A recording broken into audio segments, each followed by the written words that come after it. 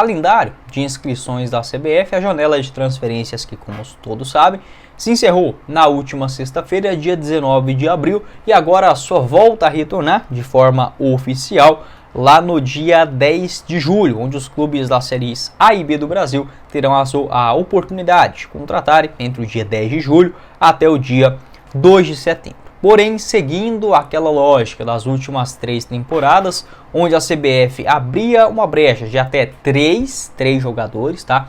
3 inscrições durante esse período de fechamento de jogadores que estão livres no mercado da bola antes do último fechamento da janela de transferências, ou seja, do mês de abril para trás, tá? Jogadores que estavam livres, não importa se estavam disputando os estaduais ou até mesmo alternativas que estavam livres desde a temporada passada. E olhando dentro desse cenário, quais são os melhores nomes? Olha, confesso para vocês que não existem, assim, até tem bons jogadores, obviamente, dentro dessa lista, mas não são jogadores que vêm jogando com muita frequência. Então isso acaba, digamos, jogando contra, né? Jogadores mais experientes e que também não tem um histórico aquela mil maravilhas. Mas dependendo da necessidade, nesse momento da janela fechada, pode sim fazer sentido, ou até mesmo olhando no aspecto de marketing. Um nome que já foi inclusive consultado pelo Vitória nesse ano é do Alex Teixeira. Você lembra dele? Aquele mesmo jogador com passagem histórica pelo Shakhtar na Ucrânia, também revelado pelo Vasco da Gama. Na temporada passada foram 4 gols e 6 assistências vestindo a camisa do Vasco. Não foi um nome assim extraordinário, mas conseguiu ajudar ali da forma que pôde o Vasco da Gama na Série A, né?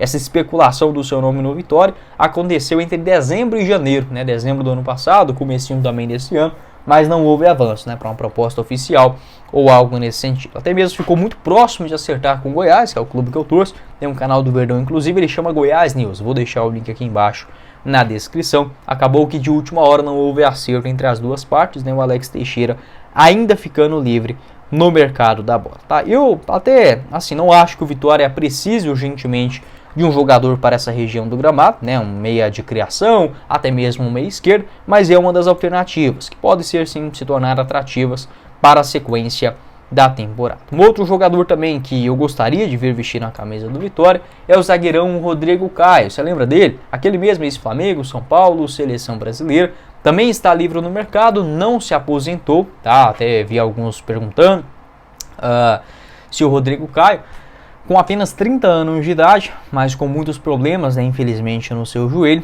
iria se aposentar. E a resposta é que não, o jogador vem treinando normalmente com o personal, fazendo os seus treinos, né, daquilo que pode, mesmo não tendo um clube, e buscando, né, uma nova equipe para atuar, seja aqui no futebol brasileiro ou internacional, na sequência do ano. Até teve o seu nome especulado no Cruzeiro, no Santos, no finalzinho da temporada passada. Seria assim um zagueiro muito bom, né? Mesmo o Vitória já tendo aí o Bruno Vini, é uma zaga que um a mais não seria nenhum absurdo, tá? O salário do Rodrigo Caio no Flamengo do ano passado era muito alto, né? Ali beirando R$1 milhão mensais, 700 mil, não é um jogador barato não, mas com toda certeza, por conta, digamos, das lesões, um jogador que não vem atuando com frequência nos últimos anos, irá sim reduzir o seu salário drasticamente para fechar com um novo clube nesse ano.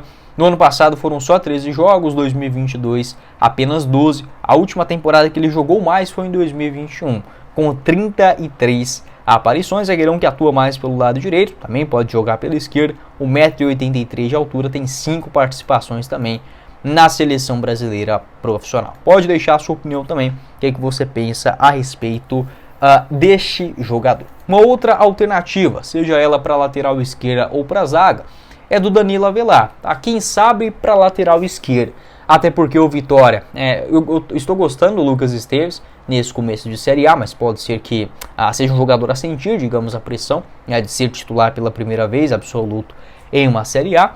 Tem também o PK e o Felipe Vieira, tá? Mas o Danilo Avelar, ele também pode jogar como zagueiro pelo lado esquerdo e lateral, tá? Acho que essa versatilidade é muito importante. 34 anos, o Avelar que no ano passado estava no América Mineiro, 42 jogos, 4 gols marcados e 1 assistência. Jogador que tem experiência também internacional, já jogou, por exemplo, pelo Cagliari no futebol italiano, Torino, Amiens na França, Schalke no futebol alemão e é revelado aqui no Brasil pelo Rio Claro, no interior de São Paulo. Tá? Eu acho interessante o Danilo Avelar, principalmente no jogo aéreo.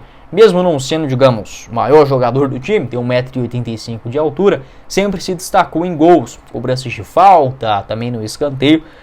Pelo América, igual eu falei, foram 4 gols. Pelo Corinthians, no ano de 2019, marcou 7 gols em 55 jogos. Pode não ser o lateral mais técnico do mundo, mas aquela experiência dele no futebol europeu, ali no Torino principalmente, ajudou bastante. Perdão, pelo Cagliari, na Itália, ajudou bastante o jogador, que se tornou-se um bom marcador, tanto é que ele sai da lateral esquerda e vai mais para a zaga nos últimos anos, no jogo aéreo e até mesmo um cruzamento, né? Um cara que consegue sim bater bem na bola.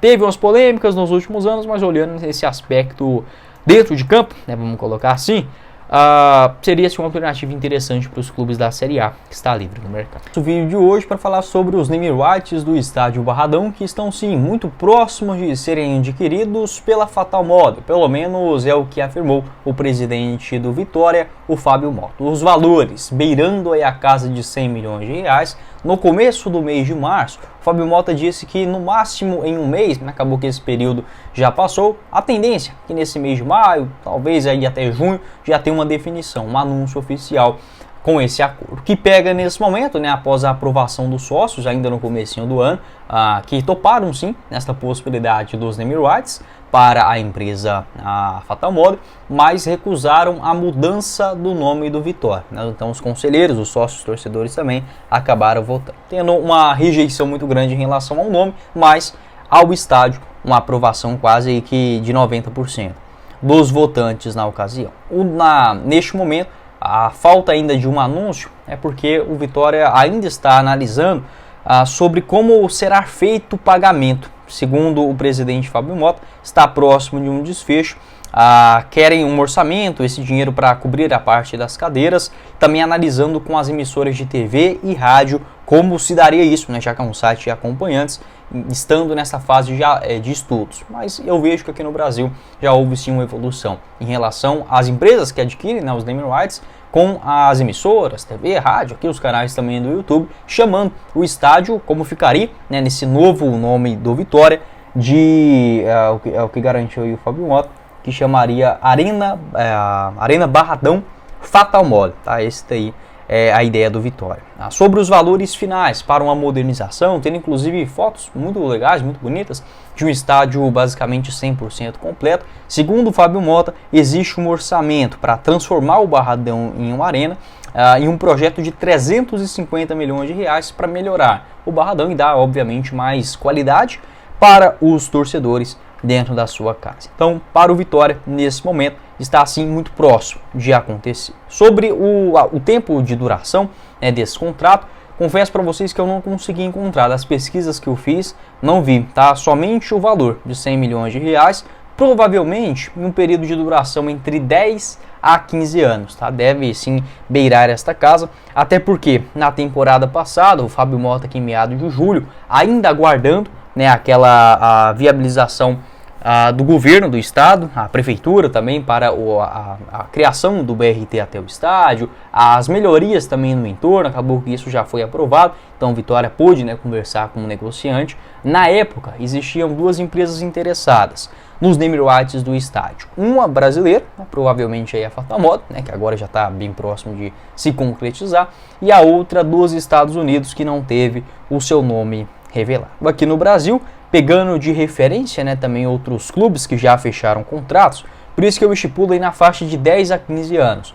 por esse valor aí de 100 milhões de reais que está sendo discutido nesse momento. O caso mais recente é do Atlético Paranaense, fechando com a Liga Telecom um contrato de 15 anos por 200 milhões de reais. O Atlético também foi o primeiro no Brasil a fechar, né, um acordo ainda com a empresa japonesa Kyocera, lá em 2008, na época $1,5 milhão por temporada. O Atlético Mineiro com a MRV, um contrato de 10 anos por 60 milhões, teve também a participação na criação do estádio. Outros dois exemplos do Nordeste, a Arena Fonte Nova com a Itaipava, um contrato de 10 anos por 51 milhões de reais, né, iniciou em 2013. A Arena Pernambuco teve também os mesmos números, mas acabou encerrando esta parceria pouco tempo depois do acerto, né? Ela acabou ficando ali entre 2013 a 2016, inicialmente era um contrato de 100 milhões por 10 anos, acabou diminuindo pela metade e encerrou o acordo após 3 temporadas. Corinthians e o Palmeiras, com a Neoquímica e a Allianz, respectivamente,